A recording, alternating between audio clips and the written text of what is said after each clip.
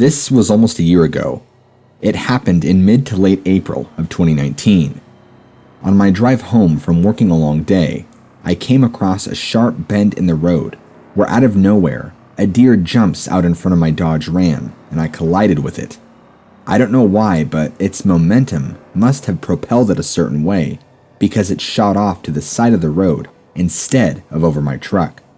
My truck did a little glitch thing.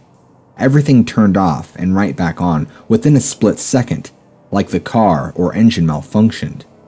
The impact was hard and felt like it damaged my front badly by the impact alone. Shit, I told myself, quickly pulling over into the pullout right next to me. I jumped out of my truck, eager to see if there was really any damage. I had my nifty little utility flashlight with me, so even in the dead of night, I was able to fully check my truck for any serious markings or damage. It looked fairly clean. Nothing too bad was done to it. I was very surprised considering the impact itself was immense. After taking a few quick moments to scan my vehicle, I turned to my left, and directly where my headlights were hitting was the doe I just hit. She was a big son of a gun. I must have hit her good, because her head looked pretty smashed in, blood oozing out the side of her face and mouth. I was doing a good 50 miles an hour around that curb. I know the roads well, so I guess I get a little lax sometimes when it comes to good driving. I'm looking at this dead doe, just trying to take it in that I almost destroyed my truck. Sigh.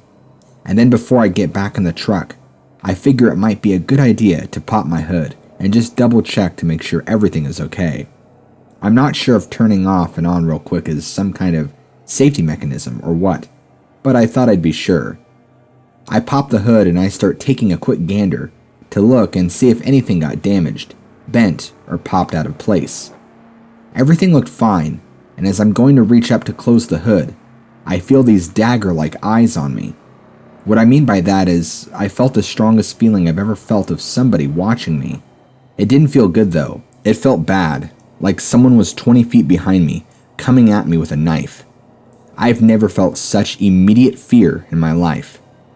I turn around, and keep in mind my headlights are fully illuminating everything in front of me. Now, I see the dead deer still. I hear this growl that has so much bass to it. I freeze and tense up, thinking I just angered a huge bear or something. Out of the trees pops this huge wolf-looking face, but uglier. It takes one look at me, then looked down at the dead doe. It looked right back up at me without even breaking a second of eye contact. This huge hairy black arm reaches out below it and grabs the doe by the neck and pulls it back into the trees with it, never once breaking eye contact. It disappears altogether. I practically pissed myself. I was so terrified. Without even turning around, I just got back in my truck. The hood did get closed, and I flew out of there so fast. For some reason, my mind goes to a giant man-eating badger-looking thing, but it was very wolf-like. Absolutely huge head. I'm talking huge. To start things off, I'm 17 and currently live with my dad. We have about 16 or 17 acres out where we are, with much of it my dad uses to hunt on during the season. Well, this last season, we had something interesting happen. My dad's a big-time hunter, and even goes as far as getting a doe tag for the extra meat. He's got a buddy who's a butcher, so he gets a lot of free jerky, steaks, back and leg straps, and more for him for virtually free. Anyway, my dad has a rather large shed or shop. It's older, and long before we moved here. It's like a large shed, the size of a shop that my dad installed lights in and other stuff to make it his shop for the time being. There's no concrete slab for the floor though. It's just dirt. Really fine packed down dirt. It's about a few 100 feet out if I really had to guess. During the season, he actually hangs, dresses, and harvests all the meat in his shop. Because of this, the shop usually reeks like blood and death during this time. That's pretty normal. One morning, My dad got up and he was going out to pull hunks of meat out of his big freezer in the shop. I hear him start yelling and shouting. I go running out there to see what the matter is, and to the back side of the shop, there was a massively dug hole that led directly underneath the shed or shop. When I say a massively dug hole, I mean a hole about 8 or so feet deep, probably close to 7 feet wide, all the way underneath the shop. It looked like a digging crew had came here and dug on the side of the shop underneath into it. The hole didn't look like it had been dug up by shovels, but rather big handfuls of some sort of large tool by the way the dirt looked. There was also a huge amount of dirt behind the hole on the outside, giving the impression it was like an animal dug its way underneath the shop. The only animals my dad and I know of that do this is dogs. Even if this ain't no dog, there's nothing that can dig an 8-foot hole directly underneath the shop. It was unsettling.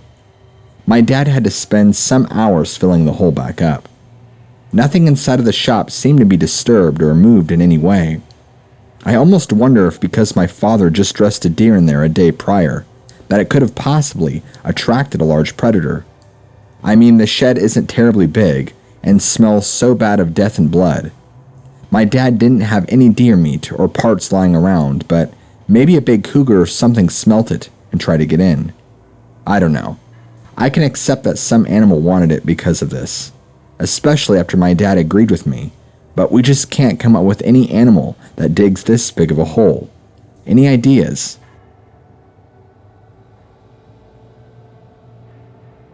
Anybody that has been on the Navajo reservation has either probably heard of some creepy things or have experienced pretty creepy things, namely skinwalkers. I have only seen one, and here is my story. I come from a small town in northern Arizona that's sandwiched between the Paiute Reservation to the north and the U.S.'s largest Navajo reservation to the south. My high school being so small, a 1A high school that has, on average, 80 students enrolled every year, always had to travel south about 10 hours one way to play another high school in any sport. This means we traveled a lot on the Navajo reservation, and we also usually stayed at hotels when we would head out to play and come home in the morning. But this trip was a little bit different.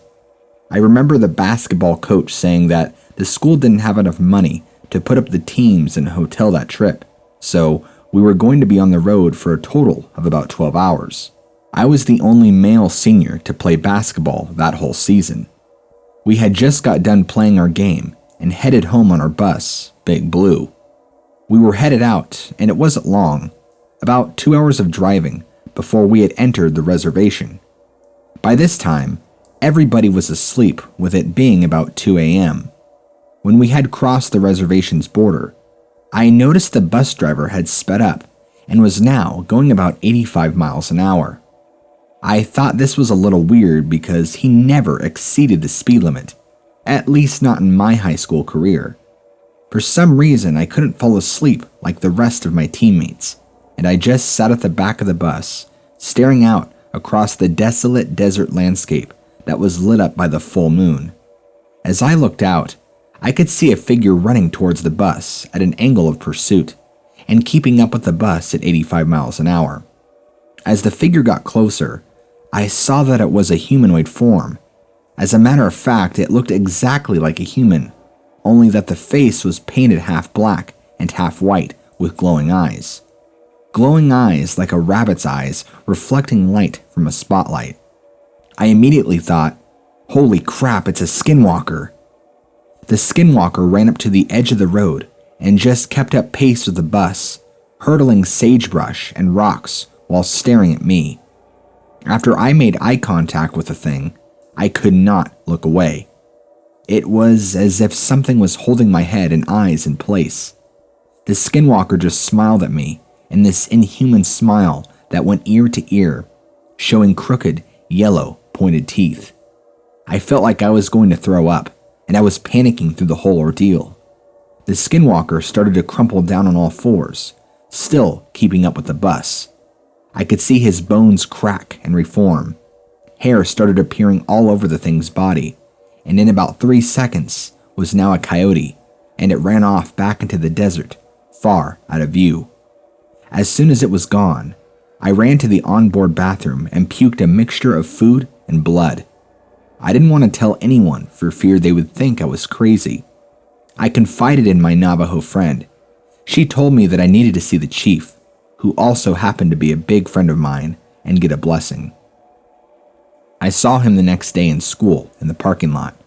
He just came up to me and mumbled something in Navajo while waving a feathered scepter-like thing, turned around, got in his truck, and drove away. To this day, I haven't seen another skinwalker.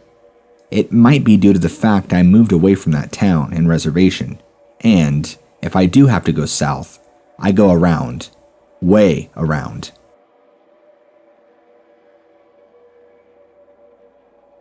I live in northern Utah, but attended college in southern Utah. I had a favorite sports spot to hunt rabbits out in the desert. There's caves all over the mountains in this area, and we had heard that the Native American women and children would hide in those caves from the U.S. Cavalry to avoid being raped and murdered. Anyway, one day while hunting, we headed towards the base of the mountain to collect one of the rabbits, and we heard an unearthly low growl. It wasn't something natural, like a mountain lion or a bear. It was very deep and gave us both goosebumps. We both looked at each other and left the area. Before any of this ever happened, we had noticed a black donkey around the area. This area is miles away from anyone, and the donkey just roamed freely. We joked around and called it the devil monkey, but I'm starting to question if it was a possible skinwalker. It was there every day, just wandering around the desert, didn't make a sound, and sometimes we would catch it just staring blankly at us. Most of the time when returning home at night, we would see these black silhouettes around the mountains that looked like people, but they would always be gone by the time we got to them. Thoughts? Were we just being paranoid? I wanted to tell you about some interesting stories my friend told me about a part of the Yakima Reservation. I should give you some pre-information first. I live in eastern Washington, north of Yakima. The Yakima Reservation is a fairly small reservation, but borders from Yakima up to one side of Mount Adams. That alone is so interesting because of all the stuff that happens around that mountain, but I'll get to that in a minute. I feel confident in my wisdom and research of what I know about cryptids and such that I'm an avid researcher. I'm talking about Bigfoot, skinwalkers, chupacabra, Jersey Devil, dogmen, wendigos, you name it. So, for me to have a friend who's a native and very much into his traditional side of things is a godsend. They too usually have their own stories and experiences with similar beings and things of the unknown. They are usually very spiritual people, very traditional and by the roots, so to speak. Well, at least some of them are. Many of my friends are natives and from that same reservation, as well as their families. These are very traditional people, like I said, and what you can learn from them and their experiences is just breathtaking. Now, my close friend, he doesn't want me to mention his real name, even though I have his permission to tell these stories to you. We'll call him Terry. Terry grew up on the res his whole life and was very enriched in the tradition, language, and experiences, and has some incredible encounters himself along the way.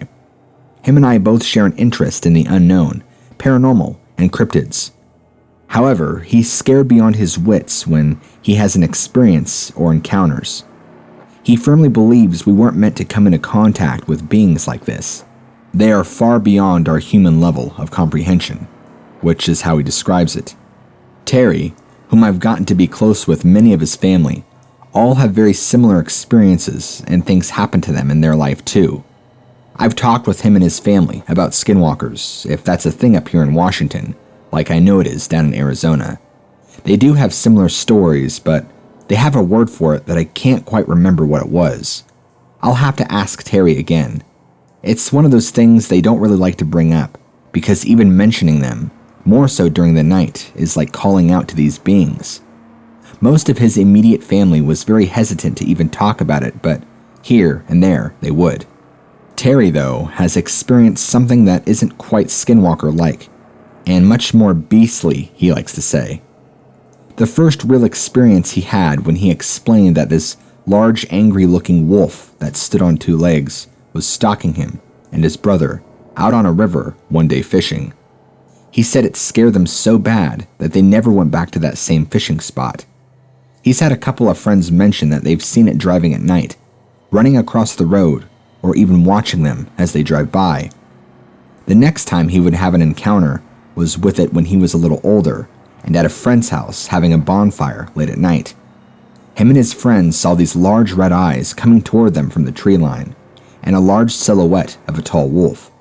He's seen it walking along the side of the road at nighttime, partially hidden by the tall grass. He's also had it stalk around his house before at night, trying to open all the door handles to get in and roaring loudly outside. The reservation police know about them and won't and refuse to deal with them. I guess his little brothers used to collect certain charms, and these charms would somehow draw these beings in more and more until Terry himself realized that what they were doing and made them get rid of them. As soon as that happened, they stopped coming around as much, but he would still see them from time to time. He won't tell me the kind of charms they are, in fear that I will go and seek out similar ones. They got them on the reservation. That much I do know. I believe it might have been something to do with black magic, as that's kind of what he hinted towards. I'm not 100% sure about myself. He has told me stories I'm not 100% sure myself. He has told me stories about people who he has known growing up, and how they play around with spirits of the dark and light. Says there are times when the spirits get drawn into the area. You'll know it too, because you can feel it in the air. It feels tense.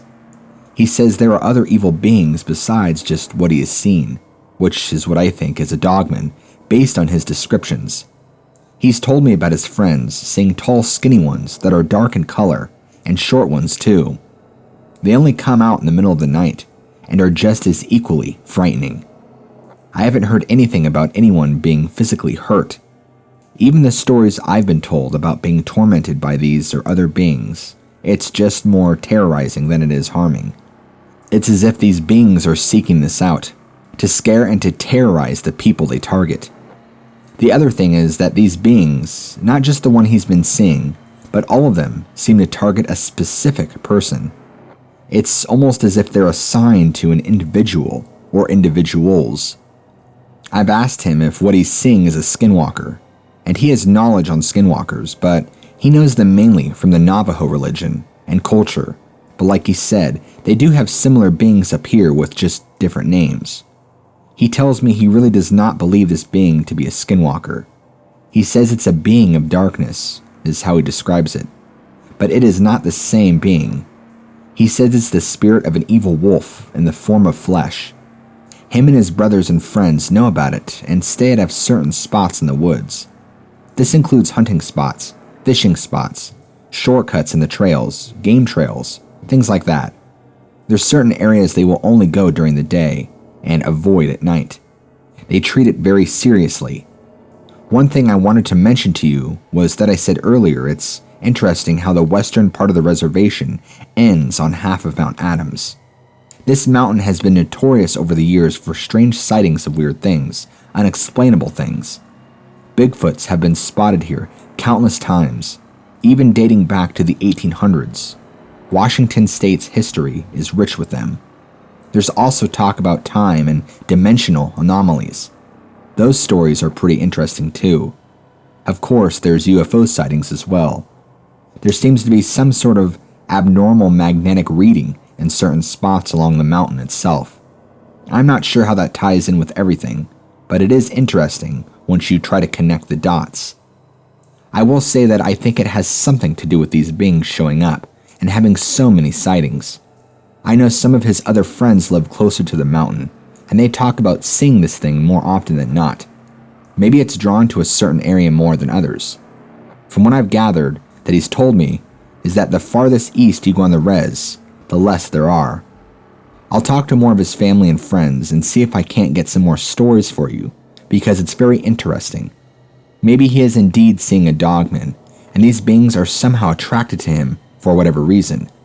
I'll write back to you when I get a chance to actually talk to his family and friends more. This happened a few months ago, and I've kept it to myself until recently, when I told my dad about it. I was with my brother, who we'll call John for now, and one of our old friends, and we were walking back through a forest, back to where we came from. Since I'm younger than both of them, they tend to annoy me a lot, but this time, they were being really annoying, so I decided to walk ahead. I was about halfway between them and the exit to the forest when I heard things snapping on my left. I just brushed it off and kept walking, but then I started to hear a low mumbling noise, so I stopped and looked around. I asked if anyone was there and got no reply, until about 40 seconds later, I heard what sounded like my brother saying, "Come here, I need your help." So I asked what was wrong while keeping my distance because something about his voice sounded wrong. It was distorted. So I waited for a few seconds. Then he said it again. "Come here, I need your help." But in the exact same way as before. So I moved to the side, and that's when I saw it. It was a deer, but it was on its back legs, and its body was rigid and twisted. But the worst part was its eyes. They were exactly the same as mine. I didn't believe that it was a bad creature. It actually seemed quite friendly, but nonetheless, I was scared. So I ran a mile back, and the whole time, I could feel it behind me when I got out of the forest. I fell to my knees and looked back to see it disappear behind some trees. But here's the weird thing. Ever since then, I've been having dreams about not being chased by it, or anything in the dreams I am in it. So I told my dad about this, and he did not look surprised or confused at all.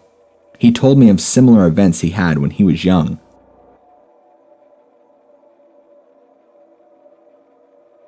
My girlfriend and I were driving from Bremerton, Washington to Shelton, Washington for a New Year's party at my friend's house.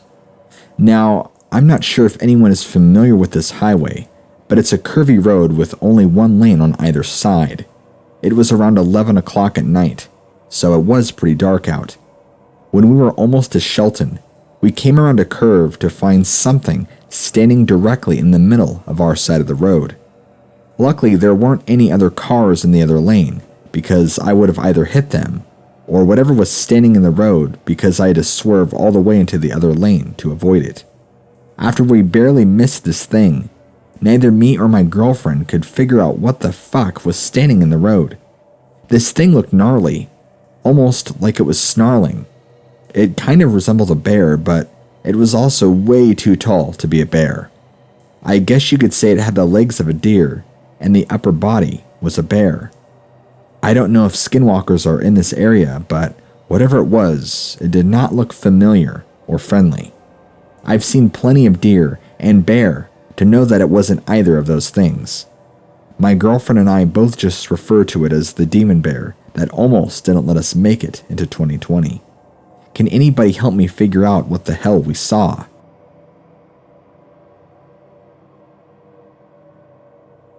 I was just outside. It's 11:30, and I was having a cigarette. It's a small town, no traffic, no noise. But then I sense something, and out of the corner of my eye, see something walking down the street on all fours. So I look up, and it's gone. At first, I brushed it off, and then I got that feeling, the what if, especially with always being in this sub. So I get the chills and immediately put my cigarette out. I rush inside and close the door and go to the kitchen. So I look out the window, and I don't know if anyone will believe me, but there was a whole pale outline of something across the street behind the trash can watching me.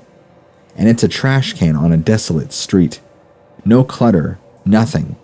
And we locked eyes, and I immediately started getting the chills again. So I started walking away through the hallway, and I took a peek out the hallway window, and the thing was next to my truck. I ran to my room, took 3 shots of whiskey, and now don't want to leave the room for the rest of my life. It wasn't a dog or a raccoon or a possum. This thing looked like a heroin addict or chupacabra.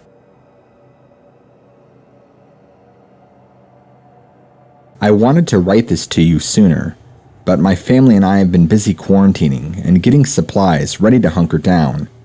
Speaking of the matter, I hope you and all of your fans are staying safe as needed. On with what I saw. Back when life was a little more normal in early February, I was driving home from work. I do networking support for a rather small company, so I'm usually there all morning and sometimes into the later evening. This day in question, I got off work at around 4 p.m. The drive back to my house is roughly 45 minutes. Because of it still being in winter, it was still getting dark out earlier than it is now. I think sunset is roughly around 6 p.m., if I remember. I just know that it was dusk outside at the time, but still plenty of light and visibility. I live a ways out there, but not out in the sticks like some people do. I was on a long stretch of road that's not brimming full of houses and people, but there are houses spread out. It's a light traffic road, but not dead by any means on both sides. On both sides of the road are large fields of private land. There's nothing on them. No trees, nothing. Just large, empty fields, backed up by trees and forests. I have no estimate for how many acres of field there are. Maybe 10 if I had to guess. I'm driving north on this road. No other car on the road in my range of visibility at the time. I was listening to the radio when my eye caught this large object moving in the tall grass to my right. I squint my eyes to try and see it better, and I start to make out this object, and it's actually a person. I'm getting closer and closer, and start to slow down to get a much better look. As I'm getting closer, I can see more vivid detail and understand that this was much larger than a person, even though the shape was like a person, but still walked upright like a person. It was huge. This is also when I noticed large canine-esque ears and large broad shoulders and a dog head. It was walking away from where I was looking, so I was seeing its backside through the grass. It was moving slowly, almost with a limp. It kind of slumped as it walked. It was very strange. It reminded me immediately of how zombies kind of stagger and limp slowly. Or maybe it was severely injured in some way. I don't know. I almost came to a standstill in my car, just trying to look out my window to watch it. It was far enough away that I don't think it could hear me, or my car, but I could tell that it was large. Whatever it was that had a dog-like head and walking upright, I'll never know what it was. It was walking towards the tree that were still hundreds of feet away, if not more.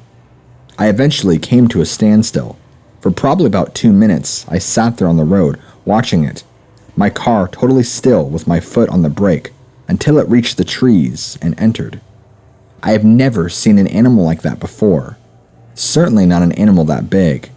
And I've never seen a bear before in my life, but I'm sure that bears don't walk upright, especially like that. It's like I was looking at the backside of a werewolf or something. I know that sounds strange, but that's the only way I know how to describe it. Some slumping injured werewolf limping off into the woods is what I thought about. Only thing is that it can't be, because werewolves don't exist. So what did I see? I was so amazed at what I saw. I was very lucky I had that time to sit and watch this thing. Had a car came up behind me, I probably would have just put my blinker on and let them pass me. No other cars came from the opposite direction either. I'm pretty sure I'm the only one that saw this thing. I tried to do some research, and after extensive encounter reading, this very well could have been a dogman. Based on the size, this thing was huge, and the dog head, and I don't see any other options.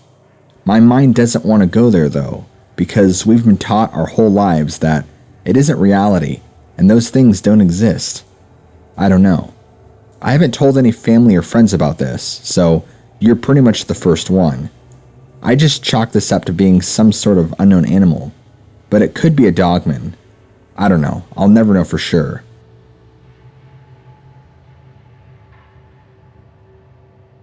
Okay, before I start, I have had 7 encounters with Skinwalker. The first being when I was 9, and the last one being 3 months ago. I am now 16, so I don't know if what I call a Skinwalker is what everyone else thinks a Skinwalker is. I have been calling them that since the second encounter, when I was 10. Before I knew that Skinwalkers were already a thing. Okay, on to the story. Like I stated earlier, I am 16 and I currently live in Massachusetts. I have also lived in Michigan and Wisconsin and have had encounters in both. I live near Boston, but was going on a road trip with my friend and his family out to their new place in the more remote parts of Massachusetts. And yes, Massachusetts has remote parts. I'll call my friend Chad.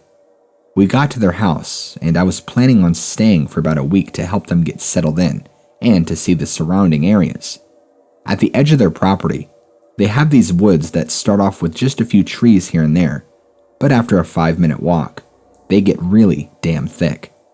On the 3rd day of me being there, Chad's mom says she wants to give me and Chad a day off so we could do whatever we wanted. At first, we wandered around the property and hung around the house. Then, we choose to walk to the closest town. This takes 30 minutes. The town's small, and there isn't much to do, but I'm happy just to be back. We're in a place like I lived for most of my life. Small and in the middle of nowhere. We talked to the owner of an ice cream shop who told us a bit of history about the town. Nothing important or exciting. After that, we started back to Chad's house. We got back around noon, and I suggested we go for a walk in the woods. Chad, who isn't the outdoorsy type, said no, but after a couple of minutes of me nagging him to go, he agreed. Even though I go out all the time, I camp and walk trails, at night most of the time. I have gotten paranoid due to the Skinwalkers and other stuff, so I always like to have my pocket knife with me when I go out like this, so I ran to the house to go get it. We started into the woods, leaving a really obvious trail. Like I said, the woods are pretty thick. At first, Chad spends his time grumbling things like, there are too many bugs and it's too damn warm out to be doing this. Keep in mind, last month was October. After a while, he started to enjoy being outside and actually said he liked it and wanted to go farther into the woods. By now, it was about 4:30 and it was starting to get dark, but I didn't really care at all that much. We kept going, and dark fell rapidly, to the point where I couldn't see much. Okay, thank you for staying with me for the story this far. This is the part with the encounter. We had started on our way back, but at some point we got separated. I noticed this and turned the flashlight app on my phone on, spinning around to see if I could see Chad. I couldn't. I called out, "Can you hear me? Can you say something?" I waited, and a few moments later, off to my right, I heard a feeble stammer. Zach. Zach is my name. It sounded just like Chad, and I quickly turned in the direction of the noise and slowly walked toward it. I didn't see anything, so I moved my light horizontally to try and spot anything. I called out again, "Chad?" and got Zach. Again, it was much stronger and louder this time. I walked forward with more confidence, but stopped dead in my tracks as I heard something big moving very quickly through the brush right behind me. I whipped around frantically and came face to face with Chad. At first I was stunned. I had heard him from the opposite direction. Up to this point in my life, I'd only encountered a skinwalker with another person once, and we were together when it happened, so this situation was new to me. "What the? Why did you walk behind to get to me? Why didn't you come from the same direction as your voice?" I practically yelled at him, overcome by anger and being tricked. "What are you talking about? You were the one changing directions," Chad yelled back to me. "What?" I said quietly. I shined my light on him, and I could see he was obviously shaken. "I heard you call my name, and I started walking to you. You sounded scared or hurt at first, but after a few minutes, you started saying my name normally. Then you stopped answering my calls, and I heard you from behind me, and I saw your light, so I started running at you," he explained. I paled, finally putting the pieces together. I had encountered skinwalkers that could impersonate a person's voice before, and I realized that a skinwalker or something of the sort was in the woods with us. There was the faint noise of movement behind me, and I turned around to see a horrible sight, not 10 feet from me. Its head looked like a wolf's, like the kind you would see at the zoo. It was tall, maybe 6.5 feet tall. Its head, shoulders, arms, and chest were all covered in thick gray and white fur. Its legs and most of its stomach held a much thinner pelt of the same fur. Both Chad and myself saw this creature and ran faster than I thought we could. For whatever reason, the creature did not give chase, and we made it out of the forest without incident. Chad told his family, who of course didn't believe him. I didn't tell mine because they hadn't believed me about this stuff in the past. Chad has not gone back in the woods and has not seen the beast again. It didn't look like the other skinwalkers I had encountered before, and at this point, I only call it a skinwalker because I have no other name for it other than a wolfman, but I am not calling it that. I have looked it up and the only thing I could find is a werewolf, but I don't think that it is. For one reason, it wasn't a full moon out. If you have any ideas on what this creature was, I'm open to suggestions.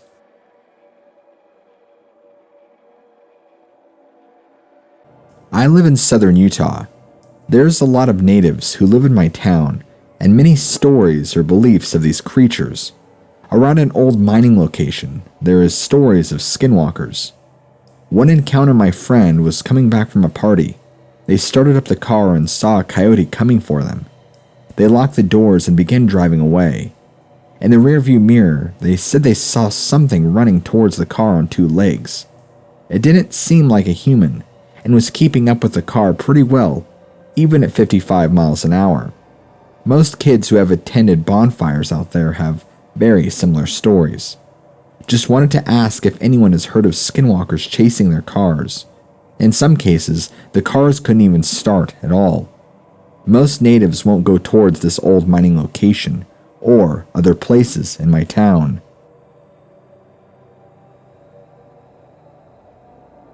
Back years ago, when I was an adventure hound, I was hiking the various forests of the Southwest and Pacific Northwest. This sighting happened to me in Oregon, in the Mount Hood National Forest, back in 2009.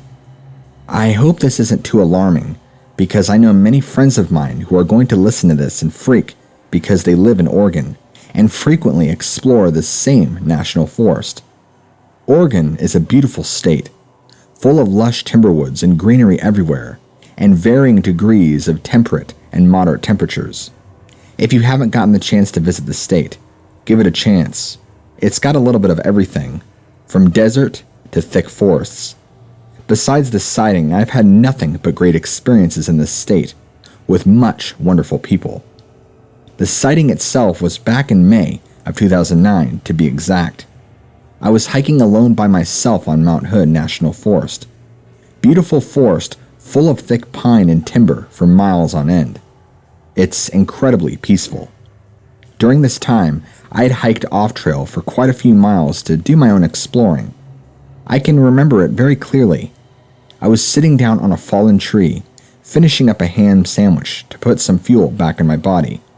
As I was getting up and getting out my canteen to drink, out of the clearing in front of me, down a small incline, a large buck burst out the trees and was in full sprint mode. Before I can even finish the thought in my head, wow, that buck is huge. The largest black wolf I could have ever imagined broke through the trees right where the buck had just emerged in full chase. This was the biggest wolf I'd ever seen, and it was very, very large. In fact, so much so that it was very unnatural. It looked to be the size of a miniature horse or something of that nature. Its face, even though I was easily 200 yards away, looked strange. I can't quite explain it, but it looked different. Not the same structured face a wolf would have. Its snout and overall facial bone structure were just different. It probably took a whole 3 seconds for this thing to pass by the entire clearing in front of me in chase of the buck into the trees. More than enough time to get plenty of detail. There weren't any trees blocking the sunlight from this clearing either. It was a beautiful sunny day in May, so I got full details on what this thing looked like. By far the creepiest and strangest thing I've ever seen in the woods, period.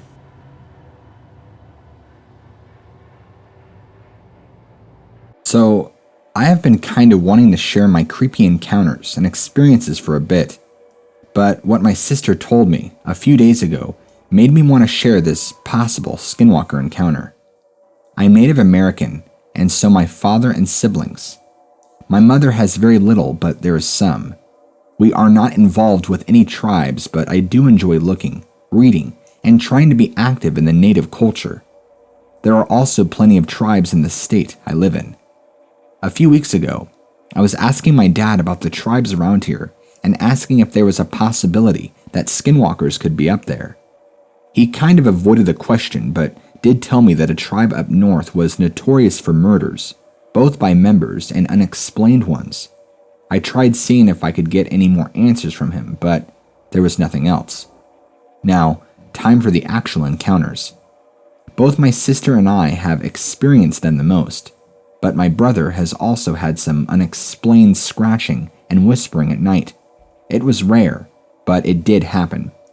The encounter started at the beginning of the summer in 2017. Now, me and my sister share a room. She's always been scared of the dark, so being the nice big brother I am, I have shared a room with her always. Anyway, it was around maybe 11 p.m. when me and my sister heard a weird sound. It sounded like a bird call, but definitely not normal. It sounded like someone with strep throat trying to mimic a crow. Both me and my sister kind of just looked up from our phones and gave each other a weird look. We live in an apartment complex that's located on the edge of a small town. The town is a druggie town, so for like the first hour, we thought it was just some druggie outside tripping out. But it lasted about 3 hours, ending around 2 a.m. My sister had fallen asleep, and everything else was quiet. But then I heard the big dogs down the road start barking like crazy. I thought it was just weird timing, or that they saw an animal. But looking back, I think it might have been a skinwalker. A few weeks go by, and the same sound starts at around 10 p.m., or maybe 11, and would usually end around 1 or 2 in the morning. At first, me and my sister didn't really pay attention to it, and eventually thought it was actually a weird bird. But one night I had slept over at my friend's house, which was a trailer on the edge of town right near mine. Me and my friend were just about to fall asleep on the couches when I heard that same sound. I sat up straight and looked at my friend. "You heard that, right?" I'd asked her, thinking it was imaginary. "Yeah, it sounded like a bird." "Why?" she told me back, probably thinking I was crazy. "Oh, it's nothing. I just hear that a lot," I replied back. If I told her, she probably would have believed me, but I just tried to make it seem like nothing. That night, the sound lasted until I fell asleep. Fast forward another week, and we're hearing the same sounds at night. My sister now was starting to get paranoid. I was too, but I just told her it was nothing, just a dumb bird.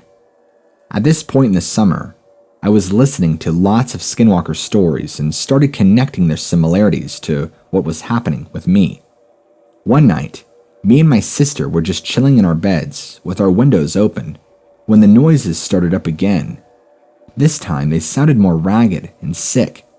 They stopped pretty quickly after they started.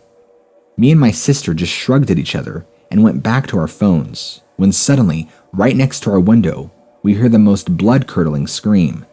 It wasn't human. It sounded like a baby screaming, crossed with a dog's yelp.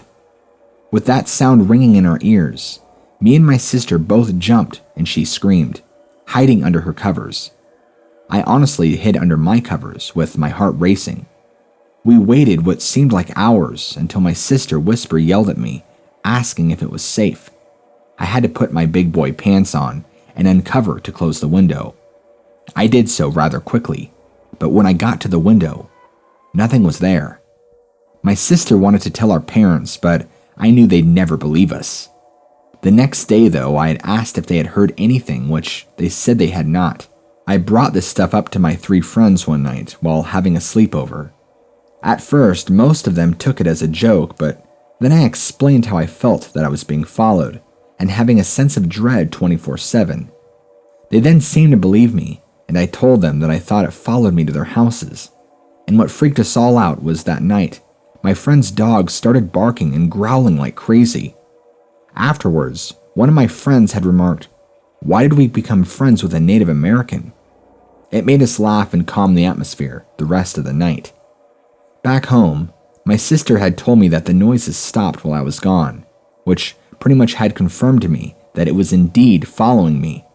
Constantly now, I was feeling dread and could not sleep at night. That scream ringing in my ears and the sound outside increasing by each night, sounding more and more sickly.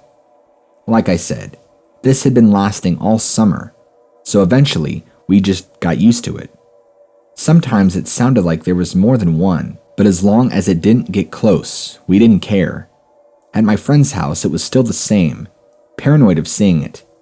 Even walking my dogs at night freaked me out because their gaze would fixate on something in the tree line, just out of my sight. They wouldn't bark or anything, just stare, then start sprinting towards home. I'd follow, gripping the leash so they wouldn't get away. It really freaked me out. One night, I caught a glimpse of it though, through the curtain crack.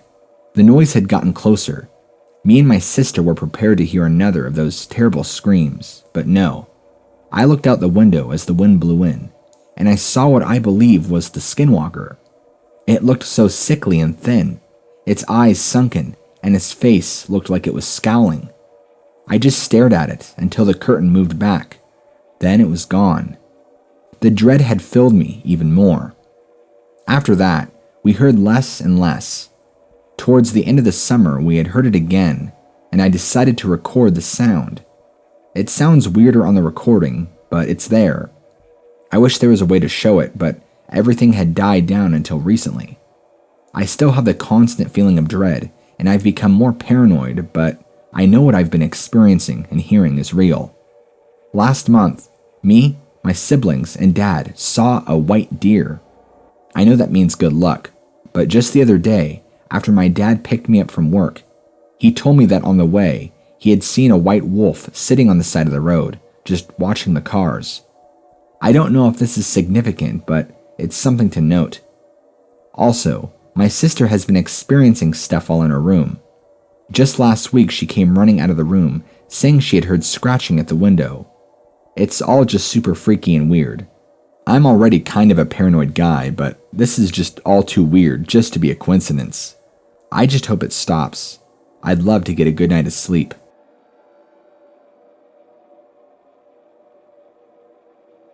Hi, what lurks beneath? It's me again. I know we haven't spoken in a few weeks, but I hope you're safe amidst all of this craziness. So, I got a chance to talk to my family and friends over the past 3 weeks about some of their personal encounters that they've each had. Terry has also had a couple of encounters with a skinwalker and a dogman. It's been a wild ride for sure, and it seems that as we are easing into spring, things are becoming a little more lively. Terry's family, whom again I am very close with, have had their fair share of recent experiences as well. Terry's grandmother, though, claims her to be guided by a great spirit and has had the most encounters out of everyone. She says nightly she'll be what she claims is tested among these beings. The angry wolf spirit constantly tries to get into their house, but can never, as she keeps everything locked. She refused to mention the name of their version of a skinwalker, but told me they too will pay visits into the night. She explained that there has never been a time where there were multiples of these at her house at one time. It's always been one or the other, or other various creatures. She told me about some of them that are smaller and uglier, and some that are a greenish tint. Others are tall and lanky and dark. This same grandmother also lives on the very far western side of the res, not too far off from Mount Adams, actually. The worst experiences she has been having is with those wolf spirits. There is much dark magic being practiced in the res, she expressed to me. There are many individuals that are in poverty that she won't name in fear of word getting out that they call these beings into the reservation to cause fear to those who don't control the spirits. There's just certain members in the tribe you don't interact with. You don't want to make enemies at all. They are by far the most aggressive evil spirits she has encountered. She usually chants out a prayer to rid them of her house. Other things like burning sage act as a deflection against those kinds of things, but these spirits can cross that boundary. If given the opportunity, these things will kill, and they will do harm.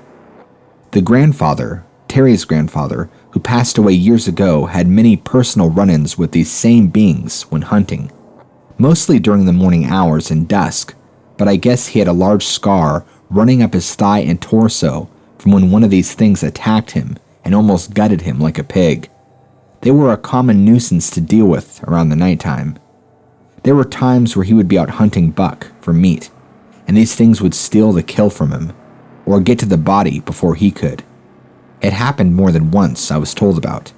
The grandfather only ever got into one physical altercation with one of these things that we know of, and survived. He didn't kill it, but it attacked him and let him be. He tried to stab it, but its hide was so thick, the knife wouldn't penetrate, he said. It was a predator that was meant to be feared.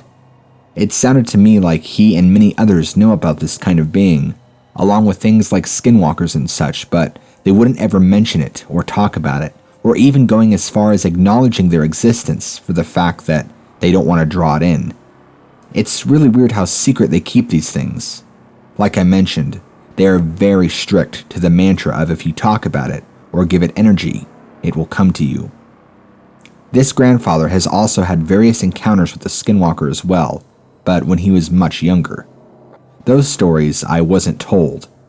The worst experience of his I was told about was when he was going to fish at a creek, a fishing spot he had found, and this wolf spirit was on the other side of the river, waiting to get to him. He saw the wolf spirit and it chased him. He fled and made it back, but this wolf spirit drove him out of that fishing spot. This was next to the worst time, other than being attacked. A quick note about the grandfather. He ended up dying from cancer years and years ago, so I never got to fully find out all the details to his story. Luckily for me, Terry's grandmother was able to recount to me much of the information I needed. That's about it as much as I basically know about the grandfather. Terry's younger brother, who is in his later 20s, has had some pretty bad ones too. One time, his car was attacked by multiples of these wolf spirits while he was out in the woods driving around. It was nighttime, and they surrounded his vehicle and even bit and popped one of his tires. They were trying to pull him out of the car, clawing at the windows and trying to pull the car door handle. I don't know how he made it back, but he apparently was riding on a partially existing tire, sparks and all. He had even had encounters with these things while he was back in high school. This huge, hairy, wolf-looking beast would watch him walk home every day from the tree line. He would recite his prayers out loud the whole walk to keep it at bay, in fear of it reaching out and trying to grab him and take him away. This was before he knew about these beings, really, but still understood that they were evil. They have all had so many similar accounts and experiences. They've all had their fair share of seeing this out at night, by the road, crossing the road, looking into their windows, you name it. Terry's mother has even recalled nights where she would wake up out of fear and terror and have to go stand out on the front porch and chant prayers to ward off this thing's energy and knowing that it was around their house. His mother also talks about when she was younger, being visited by this thing, by this being, when she was alone in her room. Even when she went to friends' houses, this thing was always finding a way to show up. Something I expressed with not only Terry, but his grandmother, mother, and brothers is that from these stories, these wolf spirits have so many opportunities to kill and do far worse. Why don't they? All of them agree and aren't sure. They believe, other than the grandmother, that these beings are meant to incite fear and torment the person that they are sent after. The grandmother believes that these are much more nefarious beings, and given the right chance, they will kill, even though no one besides the grandfather in the family had gotten physically hurt in any way. I've kindly told them about my findings into cryptozoology, and what these beings, what they are actually describing, are dogmen. They are intrigued but still hold true to all of their beliefs that this is some demonic spirit coming after them, and it's important to stay away. One thing that has always struck a weird chord with me is there's so much tying together cryptids and Native American culture and shamanism.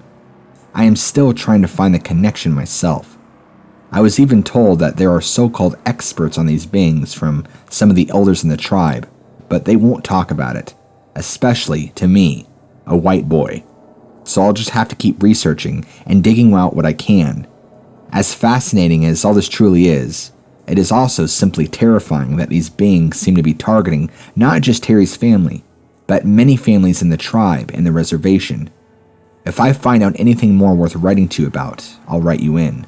Stay safe.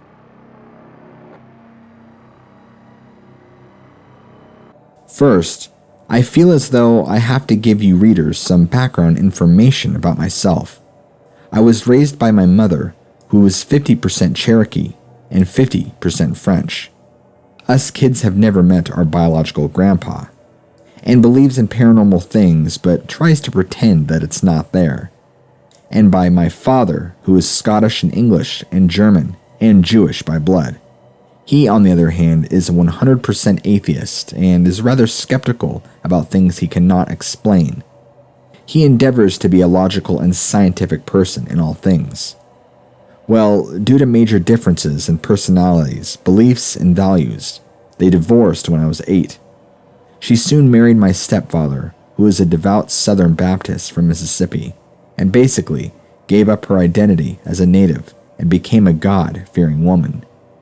Despite issues with my mother, my dad continued to let us visit with her mom and stepdad because he felt they were good people. They taught us many things about native culture, spirituality, legends, and the people. My grandmother and I spent a lot of time together, so I was given an opportunity to learn her medicine. My grandma comes from a long line of medicine men and women, and one is herself. Now, so many years later, at the ripe old age of 23, I am one myself. So now you have some insight, and I'll continue. This isn't a ghost story, but I do believe it qualifies as paranormal, as it is outside usual daily happenings. About 2 years ago, my father, brother, and I moved into a new home, a little more in the country than our previous homes had been.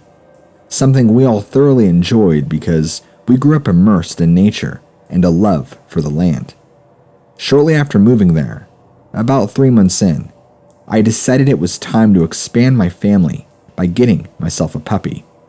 This would be the first dog that would actually be in my care.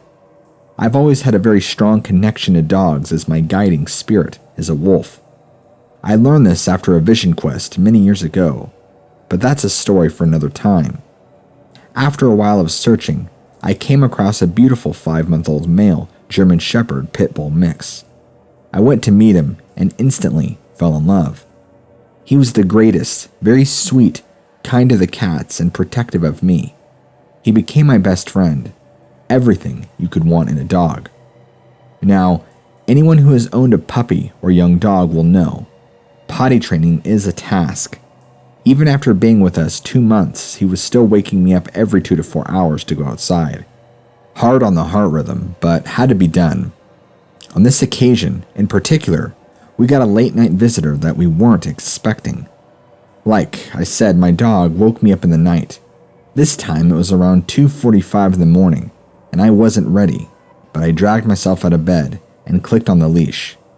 Opening the back door greeted me with a cool breeze. I rolled my eyes and went out into the yard with my pooch. He did the usual dog thing, sniffed around and jumped in the freshly cut grass, completely forgetting what we'd come outside to do in the first place. I whistled at him, recaptured his attention, and he got back to business.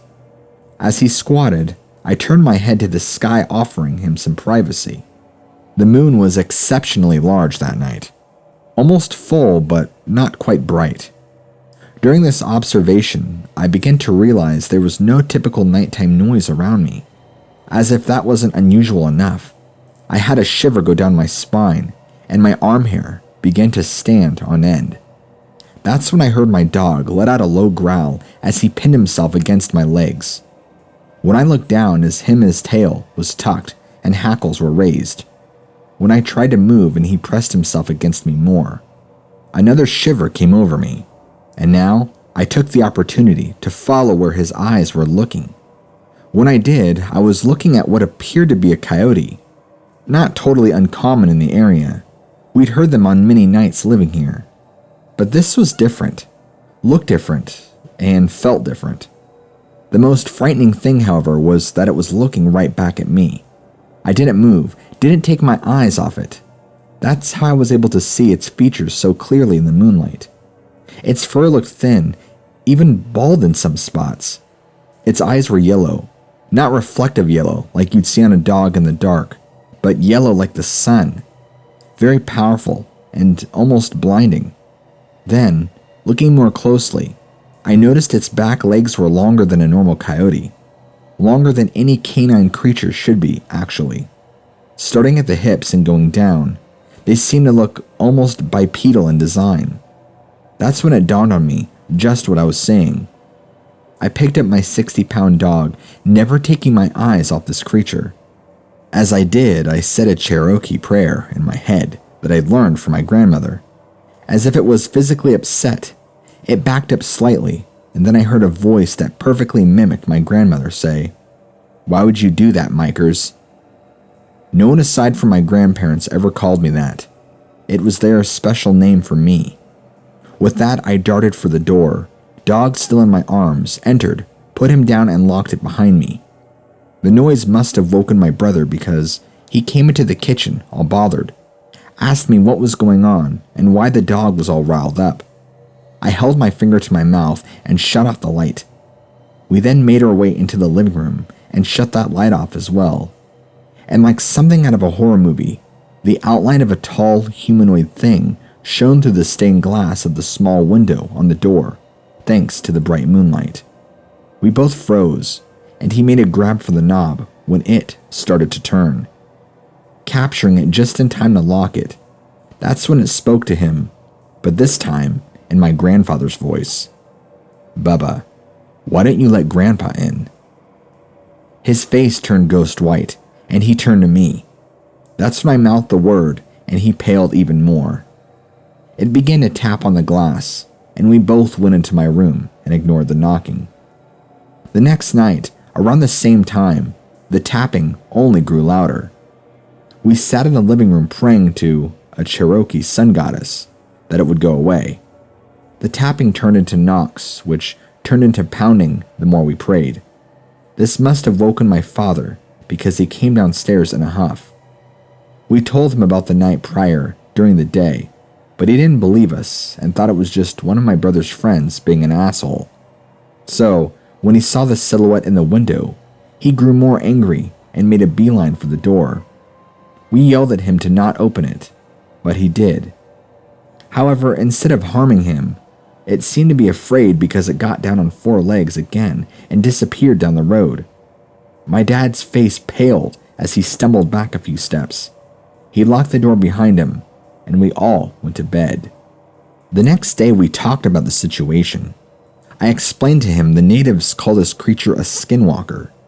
They aren't very common in my native legend. They're more of a Western native legend, but my grandparents still taught us about them.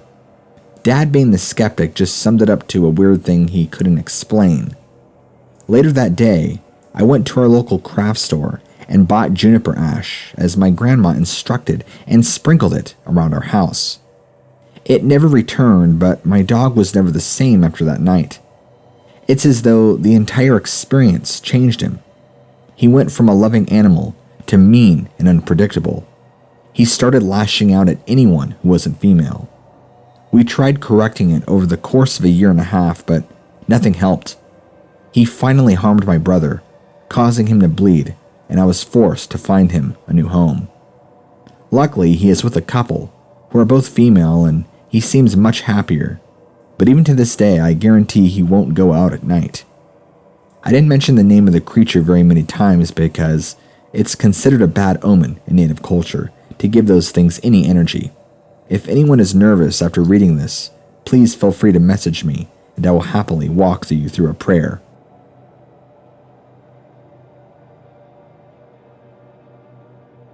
I don't know what I saw, but I want to share this story that keeps me wondering if I really saw what I saw. I know I saw it, but could be my mind playing tricks on me. So here's my story.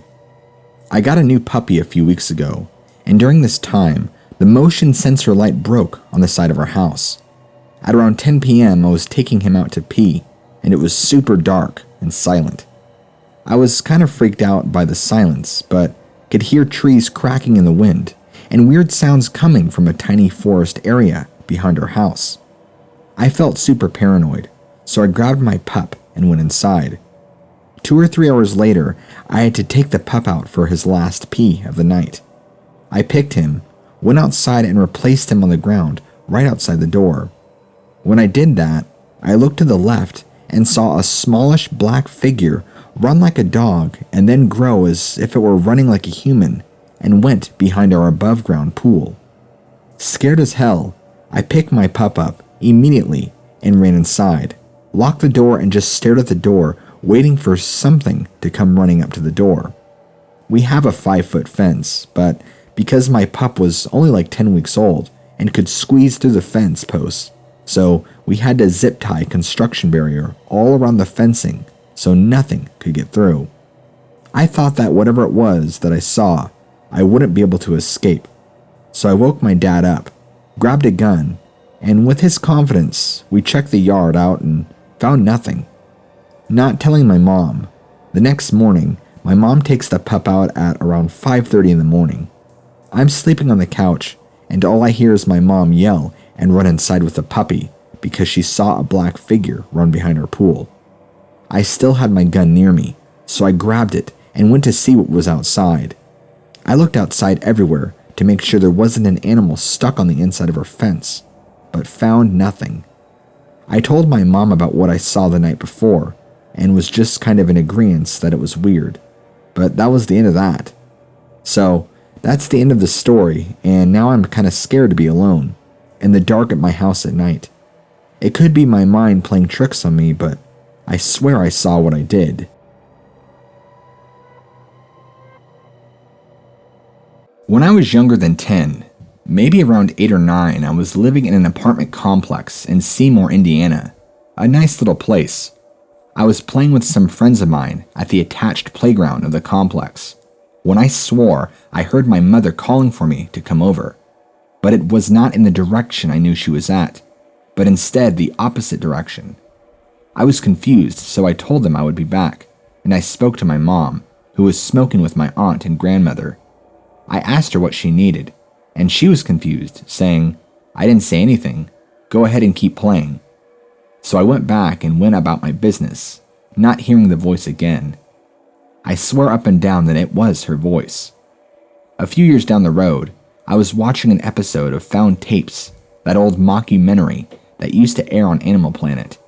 It was the Skinwalker episode, and I remember feeling a chill down my spine as the event from my childhood went through my head once more. At that moment, I felt I had narrowly avoided an encounter with these things. I don't have any records of hallucinations, and the place where my mom was smoking was at least a good 3 to 4 minute walk away from the playground.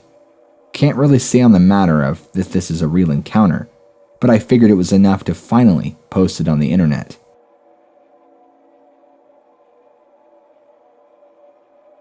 Alright, so before I start, I have previous experiences with shadow people and spirits. What I'm about to say is a bit different. I moved to my new house, which was built in 2009. There's no history with spiritual activity whatsoever. I have 2 younger siblings who claim to see a wolf in the house. My mother has also claimed to see me when I wasn't present in the house or the room said. At night, I hear my personal restroom go off, as in the shower head splashing everywhere and random water splashing. I also see random shadows running around and hear scratching on my bedroom door and living room couch.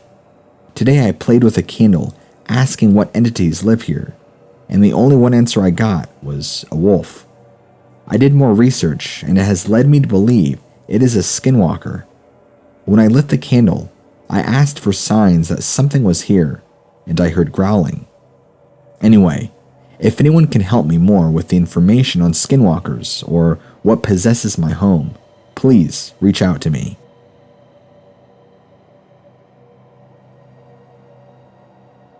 This happened in northern Idaho, around the Canadian border.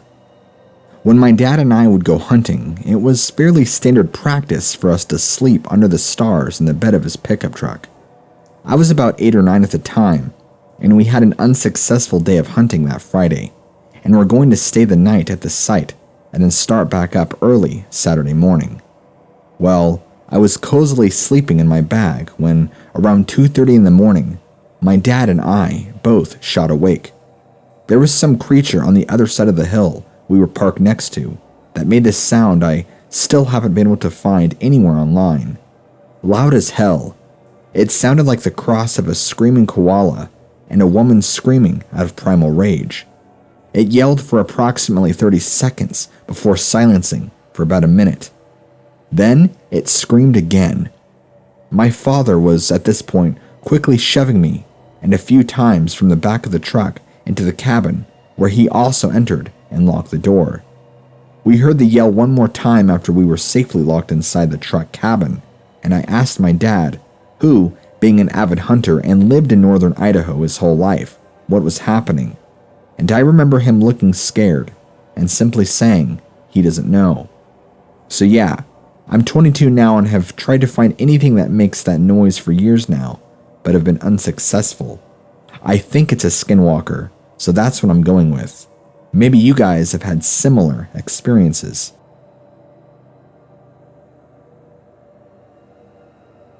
I work closely with a childhood buddy, and he confides in me greatly, so I know he's not bullshitting me when he tells me about this kind of stuff. He lives in a much more rural area than I do, and has many more longer stretches of roads to drive, especially during the evening time, because the back roads end up being much faster than getting stuck in rush hour traffic. In November, he had seen this big, tall, hairy wolf-looking thing come out of these huge bushes at the intersection of this road one evening. Didn't get a great look at it because it was primarily engulfed in shadows, but enough that he was still able to make out size and somewhat of a shape. Scared the shit out of him. Didn't see it again until around 3 weeks later, just after Thanksgiving. Told me he saw the same creature stepping into the tree line from a slope by the road. Said there was blood and tufts of hair where this thing had just been. He assumes it had eaten a deer or some other small animal, and that was where the blood and the fur were. Then, he saw the animal a third time in January, much closer to where his house is. Said he got out of his car and felt this terrible feeling deep in his gut, like something was horribly wrong. He instinctively looked out about 60 yards to his left, and behind a large oak tree was what he describes as a real-life werewolf, standing there in the flesh. It was much brighter out at this time of the day when it happened, so he could see a lot more details. He relayed to me that this was the exact same creature he had seen the months previous, but it said it was even more ugly and evil-looking than what he had thought. Told me this thing had glowing yellow eyes. Not bright, but just a subtle glow that seemed alien-like. Said it had a shorter snout, but could see this thing had huge sharp teeth and massive claws. This thing had a smirk on its face, but it was like a "I'm about to hurt you and enjoy it" kind of smirk. He fled for his house and locked every door and window. Now, just a couple of weeks ago, he believes this thing has been trying to get into his house. Because of the street light placement, light can still shine through his closed blinds, meaning if you were to stand in front of his closed window at night, you would be able to see your silhouette in full view from inside the house perfectly. Well, a few times now, he's felt that same ominous feeling, locked his house down and closed his windows and blinds. He said he's seen this thing walking around the outside of his house. He'll see its massive shape as it walks by and wiggles the door handle to see if they're unlocked. It will stand directly in front of the window and drag its claws down the glass. It's like it's trying to just terrorize him. He hasn't mentioned anything about it making a sound, and I haven't asked. He's not exactly sure what to do. It's become frequent lately, only showing up in the early morning and doing this to him. He feels like he's been marked ever since that first sighting, like this thing recognized the fact that he saw it, and now it's been occurring more and more. That's the only way he relays it to me. Oh, and I should let you know that all of our businesses are still open, even in the current quarantine, so that's how we've still been in physical communication. Now, personally, I don't believe he is seeing a werewolf, but I believe he is genuine in his emotion and fear. I know so very little when it comes to Dogman, so I can't say for sure that's what he's seeing either. But he puts a hard emphasis on the fact that it looks like a Hollywood werewolf, only massive.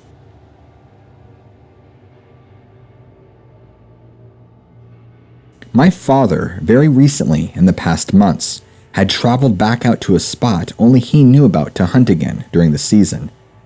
During his hunting trips, he ran across his 3 old game cams that he set up years and years ago that he must have forgotten about. He stuck big old SD cards in there, and each card was full of footage and pictures. After going through his pictures, he had tons of pictures of deer, mountain lions, all sorts of animals, but the one thing that disturbed him was these 3 pictures he had on this tall, wolf-looking creature. After seeing the pictures myself, I will say it's pretty freaky looking.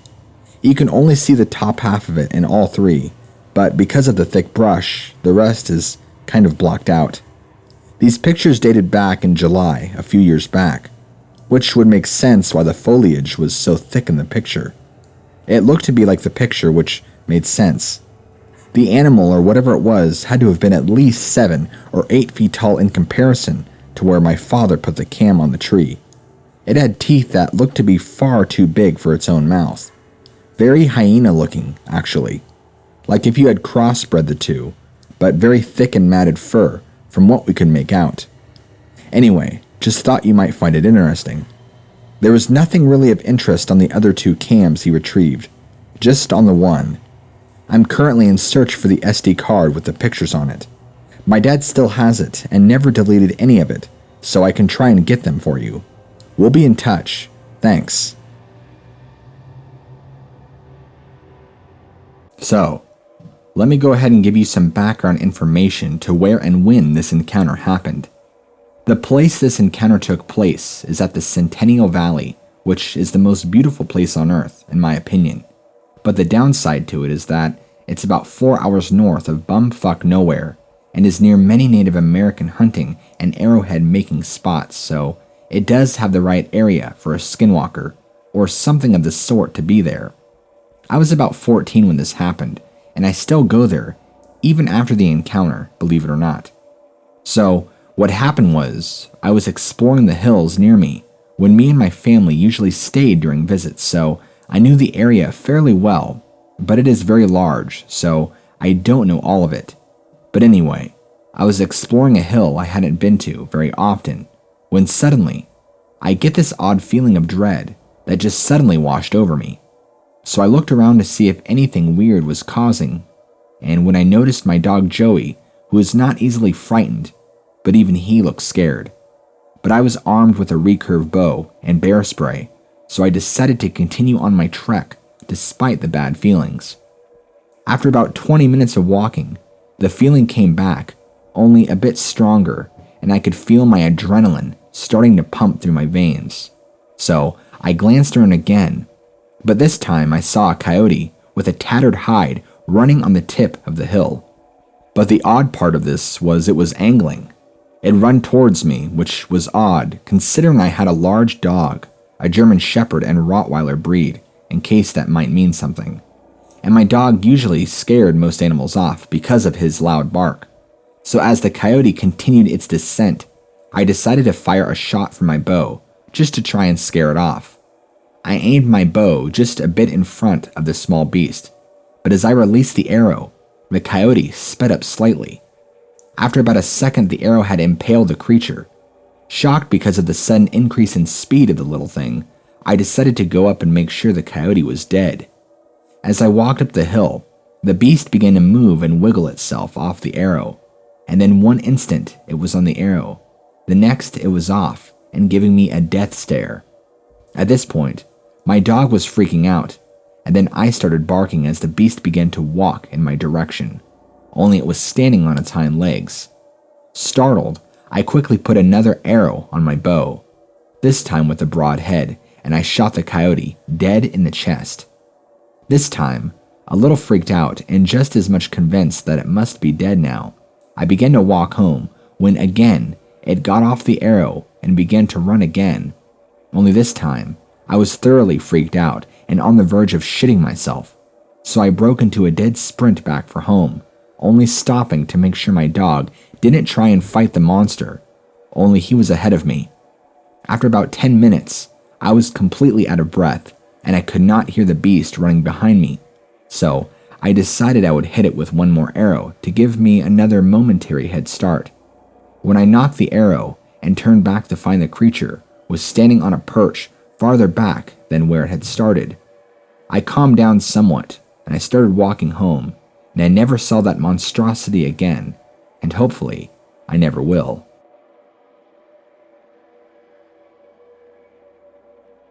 So, my brother was telling me about a Skinwalker story that he encountered a while ago that went something like this.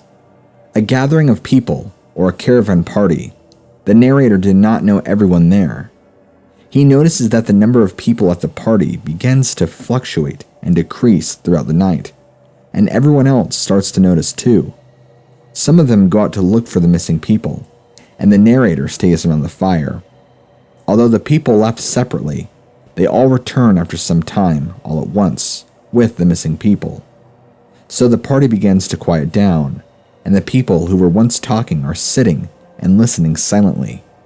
The narrator becomes aware and decides to go to bed because it's a bit boring, and some others do too.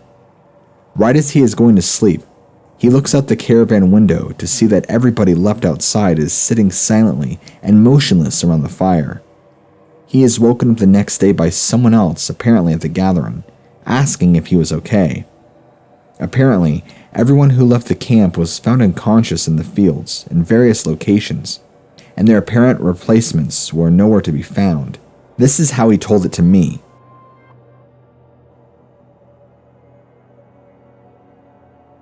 So, I've had strange experiences in Austin before, where I hear a strange, deep croaking sound, or my friends would feel something chasing them if they were in the woods. But I think it's finally starting to attack, and it's scaring the hell out of me. Every single way it moved and basically shapeshifted just screams Skinwalker to me. Basically, I went outside to smoke some weed as normal. I was on the second story of my house on the deck, which usually makes me feel pretty safe. But as I went on to the third bowl, I heard a light rustling of leaves that was like a raccoon that quickly morphed into an aggressive and erratic behavior. The rustling got louder, like it grew in size to that of a human. But even though it was humanoid, and even made a small groan that sounded like it was hungry, the way the sound of it moving could dart across my left to right ear, almost like it's moving faster than a cheetah, but almost more articulate and precise with its movements. I then started telling myself that I'm on the second floor, so it can't hurt me. But then what I feared would happen, happened. It quickly darted over to me from what I'm guessing was like 30 yards in just a few seconds. It then quickly scurried up the pillars of my deck. I don't know if skinwalkers can climb, but then pounced onto the wood with a disturbingly loud thud. I accepted death at this moment, as I was helpless and realized that this thing is so much stronger than me. But for some reason, it jumped off almost hesitant to kill me. It scurried around and then hurdled my fence with no efforts or grunts. It then darted around my entire backyard within seconds. I'm honestly really scared, and I don't know what to do. I want to go out tonight and look for it so I can videotape it. If I die, then the video will be on my phone, and then there will finally be proof that this evil exists.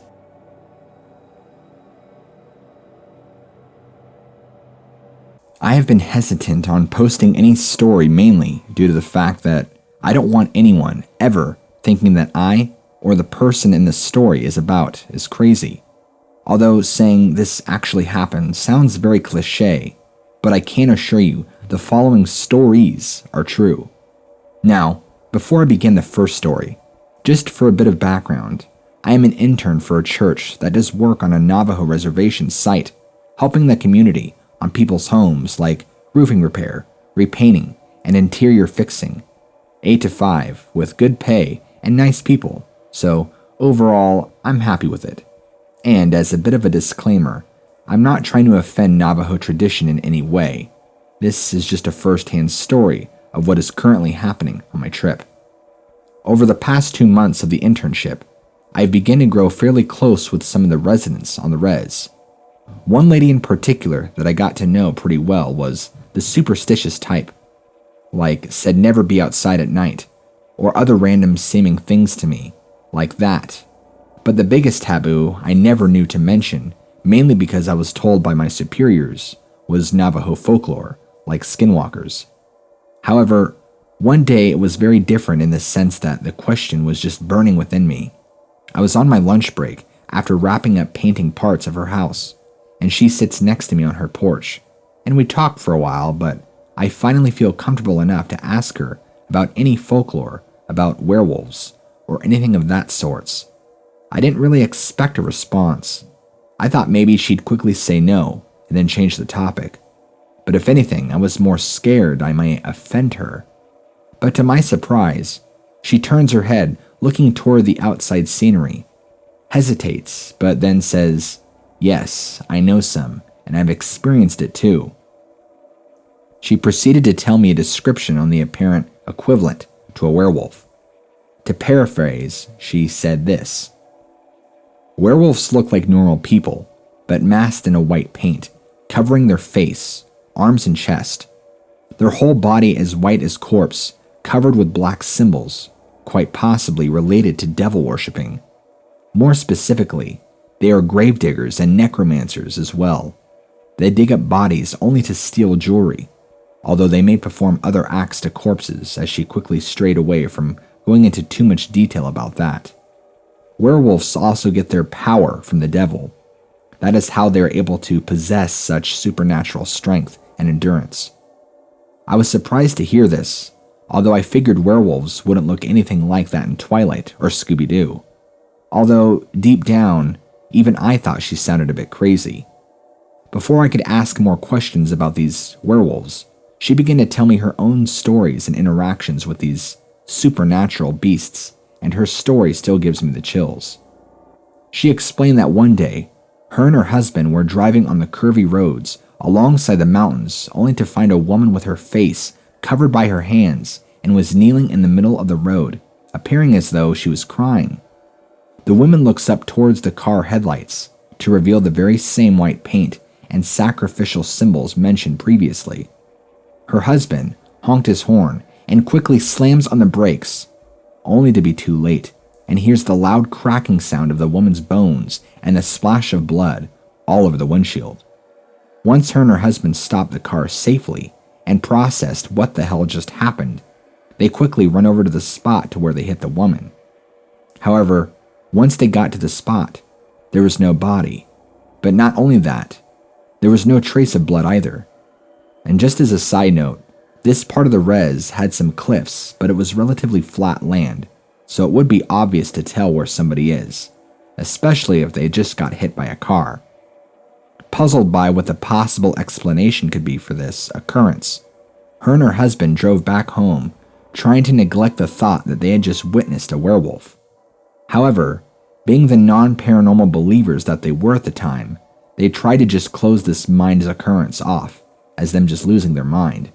As interesting as her story was, this got me thinking, is it possible for this werewolf story to be true?